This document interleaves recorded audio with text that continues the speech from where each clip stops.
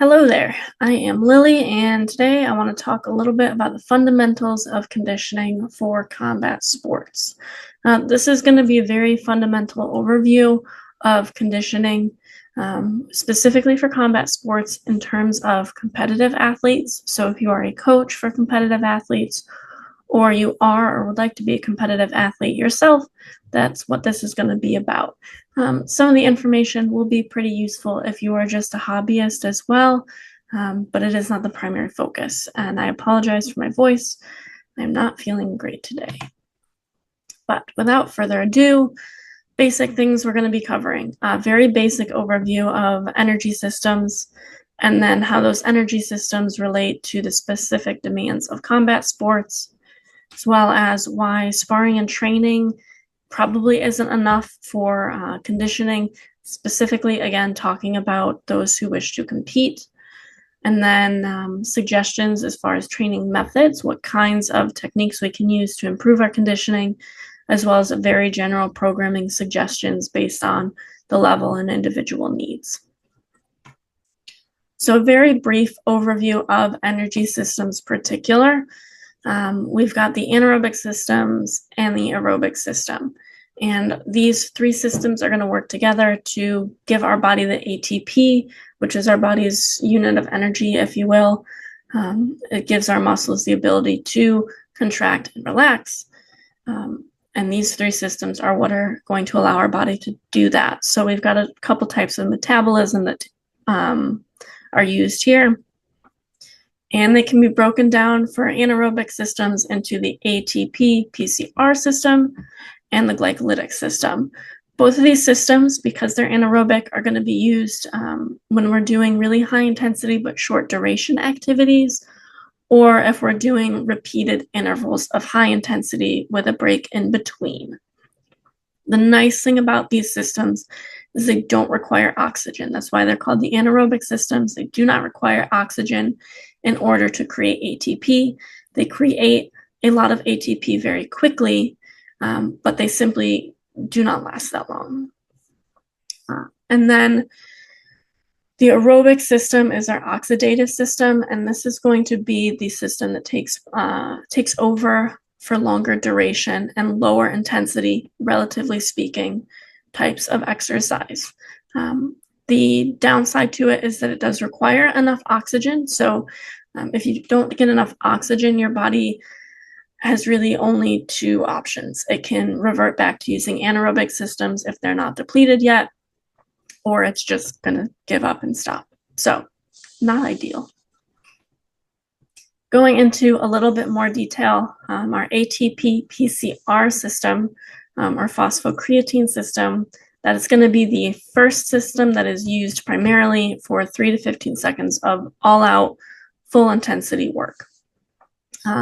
It takes over 3 minutes to fully replenish phosphocreatine, which is PCR.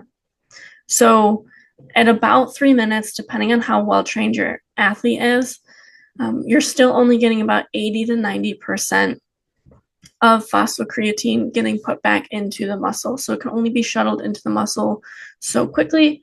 And so therefore, if you're doing 15 seconds totally as hard as you can, if you're not giving 3+ minutes for recovery, you're not going to be able to produce the same results in terms of highest intensity and for the highest duration. So this is something to really consider when we're trying to tax or test this system. And so typically sprinting and really high demand movements like the Olympic lifts are going to be using ATP PCR. This is also true. A lot of lifting movements in general are going to use this system, which is why it's really common to supplement with creatine, which increases your phosphocreatine stores in your muscles. A little more detail on this in terms of the breakdown and timing. You've got ATP stores in your muscles ready to go, and these are going to last you about 6 seconds. And then phosphocreatine is going to come in, and that is going to get metabolized to create more ATP, and that will last about 15 seconds. After that, your PCR stores are nearly depleted in the muscle and have to be regenerated. So for high intensity exercise lasting more than 15 seconds up to about 2 minutes is going to be the glycolytic system, and this is where we get that burning sensation from. So for the first 2 minutes of work, after your PCR is mostly depleted, your body is going to start metabolizing glucose or glycogen to create ATP. One of the byproducts of this is pyruvate, and if there's no oxygen or not enough oxygen present, that pyruvate then gets converted into lactate and hydrogen. This makes the muscle more acidic, which gives you that burning feeling. It also hinders the ability of your muscles to contract and relax. Not to go into too much detail about it, but it just physically makes it more difficult for these chemical reactions to occur because of the pH in the muscle group. What's really cool, though, about this system is it is very not easily trained, but it can be trained, and you can increase your lactate threshold, which is the point at which lactate is accumulating too much in the muscle or the blood and preventing these chemical bonds from happening. So let's talk about the oxidative system. This is what is truly our aerobic endurance system. This is going to last up to 90 minutes of work. So after those first 2 minutes of exercise have elapsed, if the intensity is low enough, we're really going to start breathing heavier, and we're going to be relying more on the oxidative system. That is not to say that our anaerobic systems are not also working during these high duration bouts, but they're being used a little more sparingly. So they're being used here and there to give us a little bit more burst of energy. Ultimately, of course, the oxidative system is limited by how much oxygen we can take in. So at really high intensities, we simply cannot get enough oxygen quickly enough to support the oxidative system to continue working, and that's where the anaerobic system comes into play. But beyond that, we also are limited by fuel substrate availability. So oftentimes when we're talking about those who are doing extreme endurance events, right, marathons, half marathons, oftentimes intra-workout nutrition is used, and that is to provide more fuel for the oxidative system to continue working properly. And again, this is low to moderate, relatively speaking, intensity activity. At higher levels of intensity, so 70% or more of your VO2 max, generally we're going to be using a lot of carbohydrates. We're still also using fat as a substrate, but it's primarily carbohydrates, and the higher we go, the more carbohydrates are being utilized. In contrast to that, under 60% of your VO2 max, you're using primarily free fatty acids, and these are broken down from fats to be used as a fuel source. Between 60 and 70, you're really about half and half. And this is where the confusion of the fat burning zone comes into play. So although it is true that this zone of like 55 to 65-ish, depending on who you're looking at, and if you're going by VO2 max or heart rate max, that's generally what's considered the fat burning zone. And though you are using more free fatty acids, it doesn't necessarily equate to losing more fat mass, right? So if you're burning less calories, the exercise that burns less calories is going to reduce your fat mass less, right? Calories in, calories out is, at the end of the day, the most important thing when considering fat loss. But beyond that, it's just being used as a fuel source. So if you are doing the fat burning zone exercise, if you're doing that low intensity, but still consuming too many calories, even just from carbohydrates, they're going to get broken down and stored as fat, because excess calories are excess calories, no matter which way you slice it. So don't think necessarily that if you are trying to lose weight, that staying under 60% of your VO2 max is necessarily going to facilitate that better.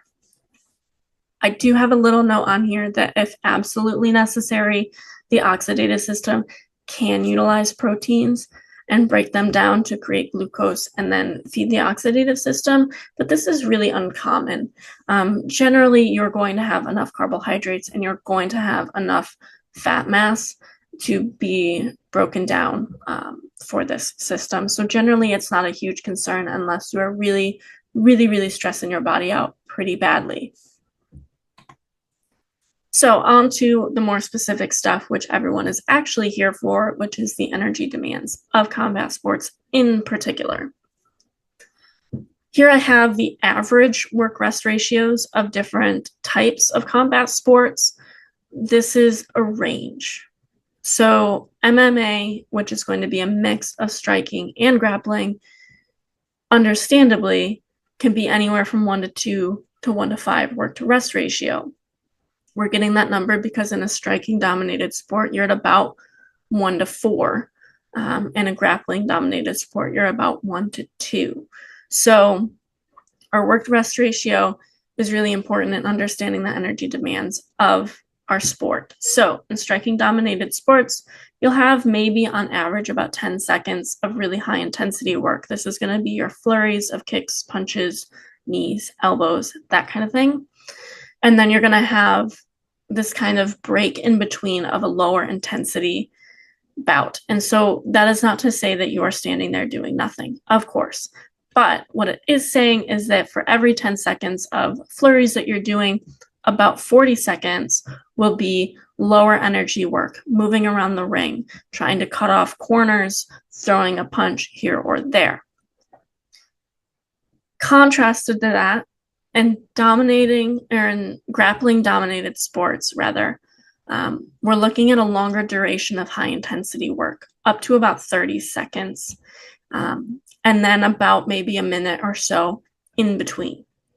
And again, this is moving around, getting your grips, testing things versus actually going full force, scoring a takedown, taking someone's back. Anything that's really high intensity, those exchanges generally last a little bit longer. So a lot of combat sports will have in between rounds, right? So you've got multiple rounds. You'll normally have about a minute break for most sports in between individual rounds. This is really important when we consider things like boxing and MMA, where you've got a 1 minute break and then you have to go do another round, sometimes 5, 6, 7 more rounds after that. If you think back to when we were talking about energy systems, only 80 to maybe 90% of your creatine is replenished in your muscles after a 3-minute rest. I believe at about 1 minute, you're maybe at 50 to 60%, but by doing these repeated bouts, each break that you have afterwards, so the break that you have around 6 or 7, you're getting even less of that creatine back, which is part of the reason why it is so hard to keep up power in later rounds. You just don't have the anaerobic capacity or the anaerobic power to put a lot of power behind a punch or a lot of power behind a throw as you get to those later rounds.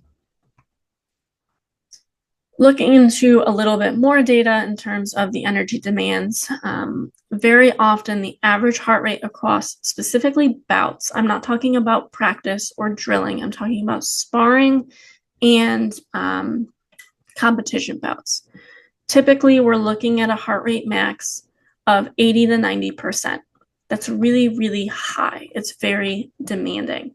And so this very high percentage of heart rate max shows us a high demand for the anaerobic systems and typically also a high buildup of lactate. This depends on an athlete's fitness because, again, as we get better and we get more conditioned, our lactate threshold moves up. The higher our lactate threshold is, means the higher intensity we can sustain effectively for longer. In addition to this, aerobic fitness or conditioning does also improve how quickly our anaerobic systems can recover. So the better your aerobic fitness is, the better your cardiovascular fitness is, the better your anaerobic power will be. So think about being able to sustain very high intensity bouts for longer at an absolute higher intensity, and then also not needing as long in between those high intensity bouts before you can go again at a higher percentage of your max power. So ultimately, what's really important to understand is that the frequency and intensity of training sessions from sport to sport and gym to gym are very variable. So not every individual is going to have the same conditioning needs as someone else. If you have a gym that is constantly sparring, your needs for conditioning will probably be different than your friend's gym who does very little sparring and does a lot more low intensity conditioning work. Which brings us to the question of, is sparring and training enough for cardiovascular fitness and for conditioning? Now, if you are participating in combat sports as a hobbyist, the answer to this is maybe. However, if you are a competitor, the answer is probably or almost no way. So I've got some graphs here. The top right is Brazilian Jiu-Jitsu. The bottom left is a boxing-specific exercise protocol. The boxing-specific exercise protocol, which is very interesting. I've got the source down there if you want to look into it more. They actually took the average output for, I believe, amateur boxers to figure out how many jabs, how many crosses, how many hooks, that kind of thing a lot of these athletes throw in a typical bout and at what frequency. And so they have a buzzer or an audio indicator that tells them when to jab, when to hook, things like that. And it almost perfectly mimics an actual boxing bout. So that's what that one is. Otherwise, the Brazilian Jiu-Jitsu one, they were instructed to do hard rounds of rolling. And if we look at the average heart rate during these sparring and specific exercise protocol rounds, we will see the average is about, let's see, we've got relative heart rate is at 85 for Brazilian Jiu-Jitsu. And if we're looking at the boxing, we're at peak of 83. So again, 80 to 90% of heart rate max. This is not the absolute peak for aerobic power. So we're not really training aerobic power all that effectively. We're getting some of it, but this is much more lactate heavy. As you get better trained, you also need even more intensity to further increase your VO2 max or to further increase your anaerobic power. So some studies show that that intensity may be around 85% or higher of VO2 max. And we're looking at it, we're just brushing it with Brazilian Jiu-Jitsu, and we're not quite there with the boxing specific. And keep in mind, these were all very difficult. So the Brazilian Jiu-Jitsu was considered a hard rolling session or hard sparring, which most people are not going as hard as they can all the time in training. Same thing with the boxing one, that was a very high intensity. You may not be getting that high intensity on a regular basis. So some of the limitations with this include just the limitations of the sports themselves. So based on the movements that you're doing and at the rate you're doing them, it's very difficult to get up to that absolute max or really close to our max heart rate, which is where we're going to be getting the best anaerobic power training that we can. So there may be some question of, okay, but if I'm never at that heart rate in my actual bouts, why does it matter? Being able to reach these higher heart rate levels and these higher intensity levels means, relatively speaking, the heart rate that you're reaching during a competition will feel a little bit easier. But again, we're also able to kind of overclock a little bit, and that will lead to generally better outcomes.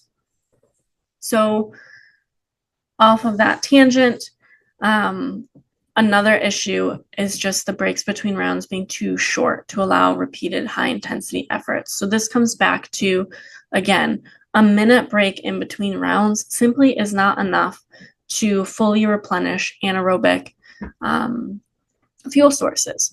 So if we really want to train the anaerobic system and get it as strong as we can, we need longer breaks in between our rounds. This is 3 to 5 minutes in between whatever our high intensity workload is. I don't know about you, but I don't get 5 minutes in between my rounds when I'm training.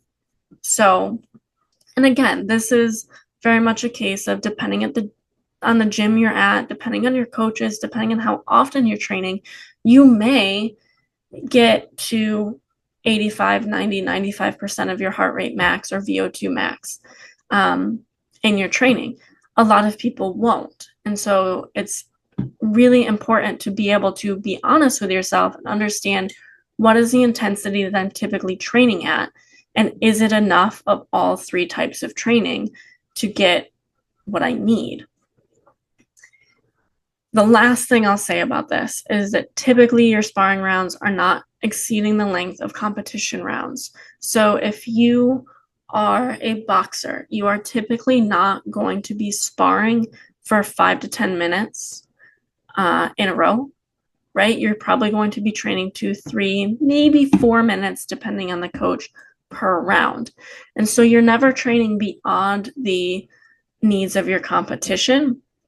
And so again, being able to train beyond that, or training at intensities that are equal to the intensities that you'll experience in the ring, in the octagon, what have you, if you are able to exceed that, you will probably get better adaptations. Otherwise, you're just going to be kind of stuck at the ceiling of training within your sport, but never being able to exceed the demands that you have. All right, so let's talk about training methods. First, let's talk about intervals. Sprint and high intensity intervals, these are going to be generally 30 to 90 seconds of work. A true sprint interval will probably be shorter than this. Think like the 100-meter sprint and things like that. You're generally maybe 10 to 15 seconds, but oftentimes you'll see high intensity intervals at 30 to 90 seconds. And these will generally have a 1 to 2 to 1 to 4 work rest ratio. So 30 seconds on, 60 seconds of lower intensity work. You're still moving. However, it's at a lower intensity. You're walking, you're jogging, you're doing something to recover without just sitting there. And these will be primarily stressing the anaerobic systems. The nice thing about these 30 to 90 second intervals is you're really clocking both the ATP PCR system and the glycolytic system. So they're really nice for taxing both of them. And they help improve your absolute maximal intensity. So this is going to be used for like that gas pedal, basically. So, you've got your grips and you're going in for a throw and you don't quite have it. This gas pedal is just going to help you get that little extra oomph once you meet that resistance to finish the throw. Long intervals, as the name implies, are a lot longer than our high intensity intervals. They're still very intense, don't get me wrong, but we're not at maximal or supramaximal effort. And so these are 3 to 5 minutes of work with a 1 to 1 to 1 to 2 work rest ratio. So these you're doing 3 minutes on, 3 minutes off. Very simple, straightforward. And you'll get aerobic benefits from this as well, right? Because we're past that 2-minute mark. And so even though during your 90 seconds of work in a high intensity interval, you are getting some aerobic work, this is really where aerobic metabolism starts to take over. So you are basically trying to maximally stress your anaerobic system, and then your last minute to 2 minutes are now highly stressing the aerobic system. And so these are nice because, I say nice, they suck.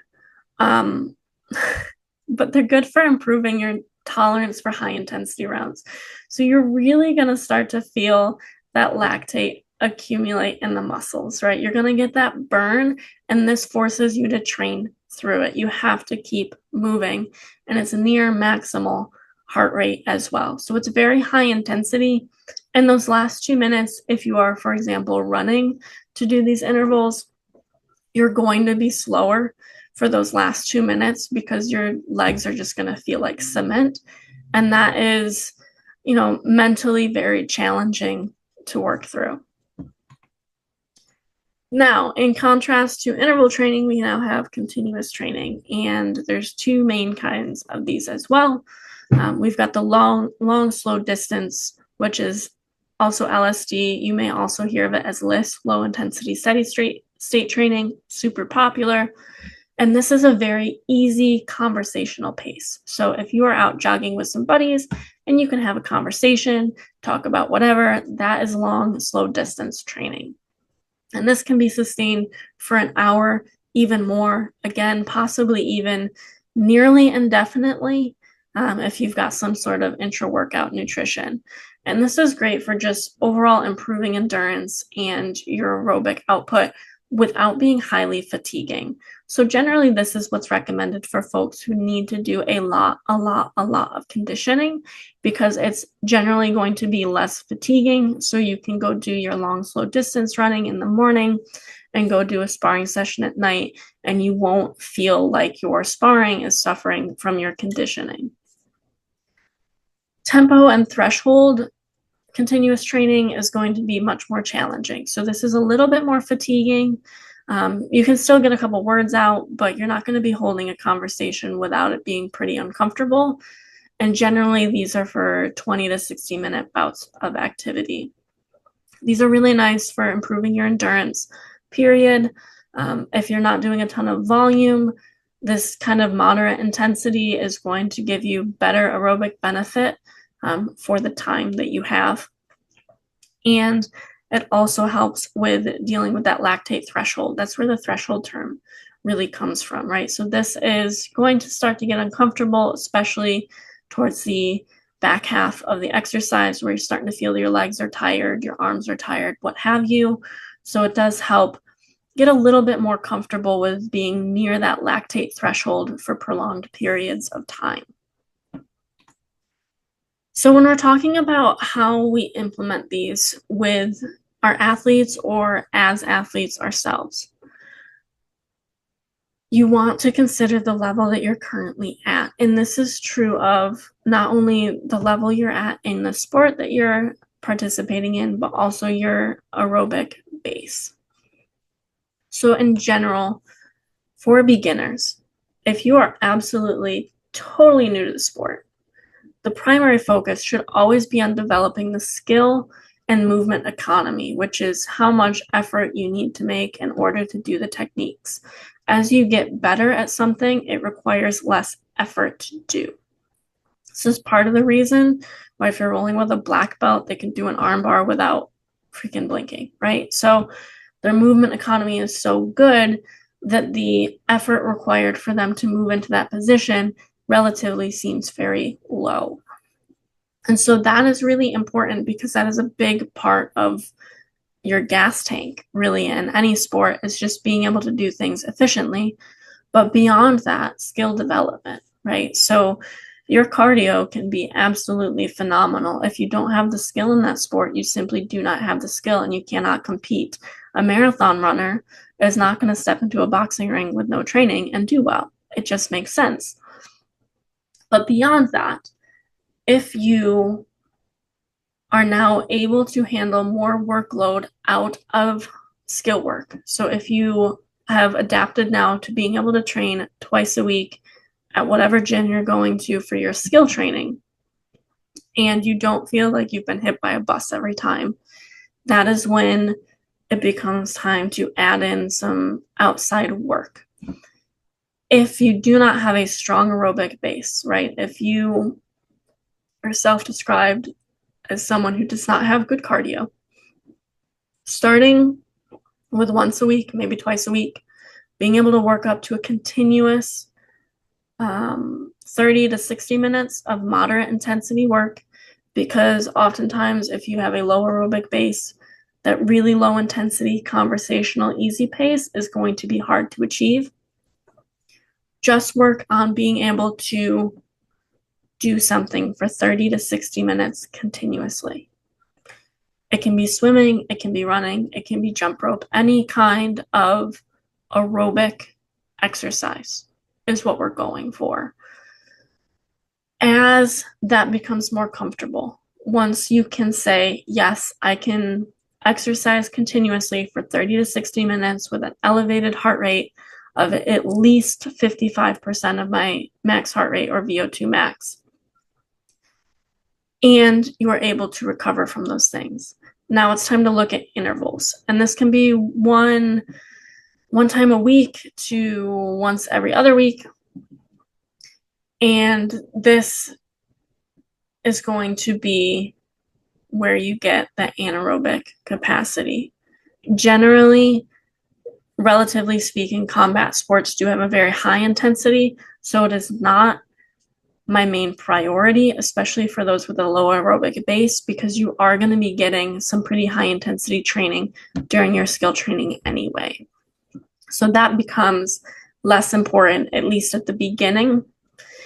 But then you can add in those intervals. And again, it doesn't even have to be every week. It can be once every other week if you wanted to, especially to work into it or work up to it. So if you are doing running and sprinting as your intervals, it can be very demanding on the joints. So you add that in slowly. As your aerobic base develops and you increase your total volume of work, it may be beneficial to take some of that moderate intensity conditioning and decrease it to low intensity conditioning. And again, that is just to kind of fend off some of the fatigue while still getting in the work. Because if you need a lot of volume to upkeep things, if you're working out very frequently, you don't want to be moderate to high intensity all the time. It's very fatiguing. It's hard to recover from. It opens you up to injuries and burnout, and it's not fun. In terms of intermediate and advanced athletes, still the primary focus needs to be on movement economy, skill development, and time spent actually working on the skills. But now, rather than trying to build up a base, you're really thinking about individual strengths and weaknesses. If you have someone who is great at low intensity for a long time, but really struggles to step on that gas pedal 3 minutes into a bout, now it's time to start thinking about maybe they need more interval work than continuous training. A really good way of incorporating this is skill-based conditioning or sport-specific drilling. And this helps cut down on total volume and total time required to get your conditioning in, because you're able to still focus on skill work and movement economy. So it's very, very specific to the sport that you're training. However, it also prioritizes a little bit more the conditioning side. So an example of this in Brazilian Jiu-Jitsu, if someone needs a bigger gas tank in terms of endurance, would be 30 minutes of rolling, but light intensity rolling. So it's continuous exercise. It's fairly non-demanding, but now you still really get to work on the skills, and you get to work on moving around your opponent and things like that. You're getting a better intensity or more specific intensity training that you're looking for your aerobic base, while also getting to work on skill development. I would say in general, especially high, intermediate, and advanced level competitors, you're probably going to realistically be looking at 4 times a week, maybe even more, for conditioning. And this can be split between high, moderate, and low intensity depending on your needs. Again, being able to implement some sort of specific drilling or sport-specific games is going to be really, really useful if it's something that you can manage either with your training team or your coach. Or if you are a coach and you notice a lot of your athletes all struggle with long-term endurance, that's something to consider. And, implement some games or things like that. And same thing with really high intensity drilling, right? So there are ways to do very, very high intensity drilling in a manner that is still somewhat related to the sport that you are doing. I think really high intensity work is harder in terms of keeping it still technical. But if you're just looking for high intensity work that feels more related to the sport in terms of keeping up morale and using that as, games and things like that, I think you can still do it that way. It's just a little bit trickier to implement. So, speaking of managing fatigue, one of the biggest recommendations is to choose different modalities and split them up throughout the week or week to week, or choose some that you respond really well to. So running is pretty much the go-to for conditioning, especially in combat sports.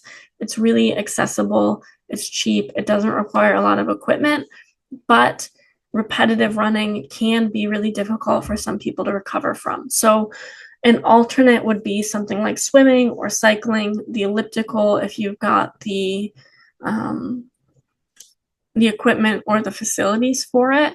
And you could switch it up, if you're doing 2 days of long, slow distance, you could do 1 day of running, 1 day of swimming. It helps kind of break up the stress on your joints and your body into different spots so you're not fatiguing one body part more than the other. Tracking long-term trends is also a really good way to help manage fatigue.